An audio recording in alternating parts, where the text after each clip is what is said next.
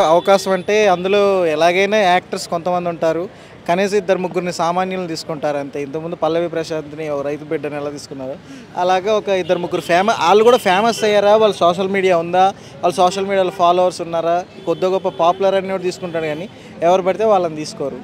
ఎవరికి పడితే వాళ్ళకి అవకాశం ఇయ్యరు.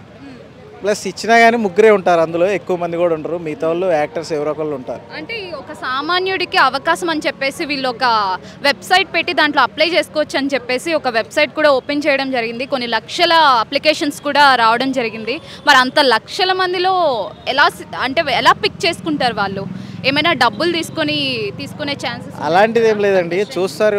దానికి కూడా వాళ్ళకు ఒక అసిస్టెంట్ ఉంటాడు. వాళ్ళందరిలో ఎవరు బాగా పాపులర్, ఎవరు బాగా ఆసక్తి చూపిస్తున్నారు రావడానికి, వీడియోస్లో పెడతారు కదా.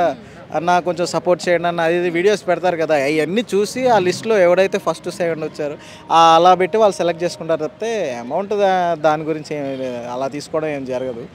కాకపోతే తీసుకుంటారు కానీ అది తక్కువ. అందరినీ సామాన్యులు తీసుకుంటే అది సూపర్, అది కానీ అది జరగదు. యాక్టర్స్ ఎంతో కనీసం 3-4 అయినా యాక్టర్స్ ఉంటారు. ఇన్ కేస్ మీకు ఆపర్చునిటీ వస్తే మీరు వెళ్తారా? నేను వెళ్ళనండి, ఎందుకు? నాకు ఇంట్రెస్ట్ లేదు. నాకు చూడడమే ఇంట్రెస్ట్ తప్పితే అక్కడికి వెళ్ళినా కానీ ఎలిమినేట్ సపోజ్ వెళ్ళాను అనుకోండి, సరే ఇంటి పక్క చుట్టుపక్కల వాళ్ళు చెప్పుకుంటారు, ఊర్లో చెప్పుకుంటారు. ఎలిమినేట్ అయ్యి వచ్చేసాను అనుకోండి, వెళ్ళిన సంతోషం ఏమి ఉండదు. ఈ ఎలిమినేట్ అయ్యి వస్తే ఇంకా బాగా చెప్పుకుంటారు. మనకు అది ఎలా ఆడాలో తెలియదు, ఏం చేయదో తెలియదు. ఈజీగా ఎలిమినేట్ మనం ఎలిమినేషన్ మీదే ఎక్కువ ఉంచుకుంటాం, ఎందుకంటే మనం విన్ అయిపోతాం అనే హోప్స్ మాత్రం పెట్టుకోకూడదు.